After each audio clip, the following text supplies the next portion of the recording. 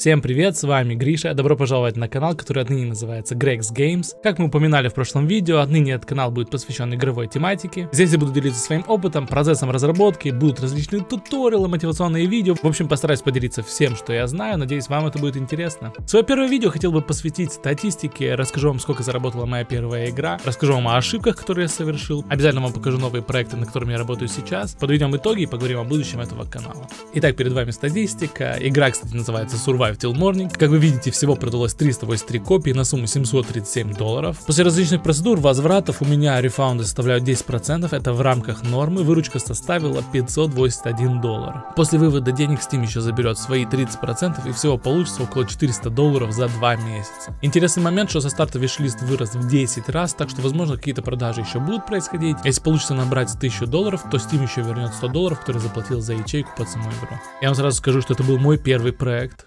Начиная его делать, я ничего вообще не знал о разработке игр. Это был своего рода эксперимент, я хотел узнать, может ли человек один без знаний сделать свою игру, и я вам сразу скажу, что ответ да, может. Можно ли зарабатывать на этом? Да, можно. Думаю ли я, что этот проект успешный? Я вам скажу да, и объясню сейчас почему. По 22 год в Steam было зарегистрировано 44 тысячи аккаунтов разработчиков, из них 25 тысяч не заработало $1000. Смотря на виш-лист, я все еще надеюсь, думаю, что этот проект сможет заработать свою 1000. И вот эта вот мысль, что со старта почти получилось как бы прыгнуть дальше, чем 25 тысяч других разработчиков, эта мысль меня очень сильно мотивирует. Итак, ошибки, которые я сделал, больше это обобщенные такие моменты, но в любом случае я с вами ими поделюсь. Первое, это неправильно выбранное направление, хоррор не моя сильная сторона, я не люблю хорроры. Плюс ко всему я сделал его нестандартным, обычным классическим хоррором. Большой акцент я поставил на историю. В итоге это получился просто обычный добрый имитатор ходьбы. Тут совет такой: пробуйте себя в том, в чем вы действительно сильны.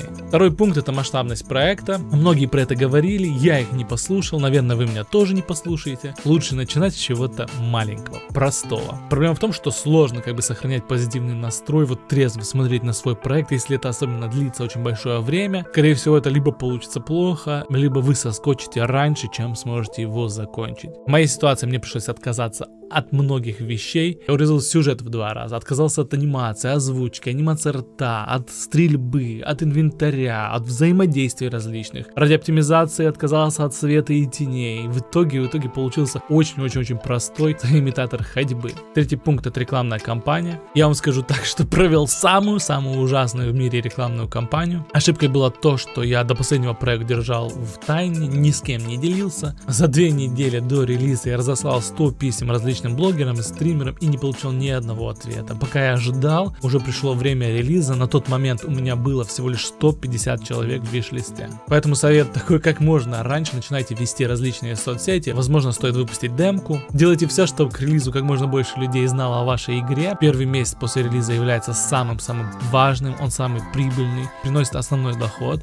Поэтому постарайтесь позаботиться об этом. Сейчас давайте перейдем к следующему пункту. Это проект, над которым я сейчас работаю. Надеюсь, вам понравится. Много рассказать, конечно же, не могу, но поехали посмотрим. За этот месяц сделал 2 прототипа. Сейчас решаю, над какими я буду работать. Проекты имеют рабочие названия. Это Субстанция и Макс. Первый проект — это 2.5D платформер. Вдохновлялся проектами компании Playdead. Это игры Inside, Limbo, Somerville, которая недавно вышла. Подробности по сюжету я рассказывать не буду. Сейчас вы можете видеть наработки по визуалу. Основываясь уже на прошлый опыт, на свои ошибки, про которые я говорил, акцент будет поставлен на визуальное повествование. Хочется вызывать какие-то эмоции у людей, чтобы присутствовал вот элемент тайны. Обязательно нужно уйти от диалогов, реалистичной графики, уменьшить масштабы. Хочется сделать что-то простое, креативное. Второй проект Max — это игра про мальчика и собаку. Хочется, чтобы этот проект был похож на игры Super Mario, на Nintendo Switch, то есть что-то дружелюбное приключение, которое приятно будет играться как на ПК, так и на консолях. Тут вдохновлялся игрой детства, это Lost Vikings. Вы сможете играть отдельно за мальчика, отдельно за собаку, у каждого будет свой уникальный геймплей, нужно будет взаимодействовать с друг другом. Пока что по сюжету тоже рассказывать ничего не буду. Уже совсем скоро, думаю, определимся с игрой, которую будем делать, и уже в Steam появится страничка. Тогда сделаем более глубокий разбор, а пока что так.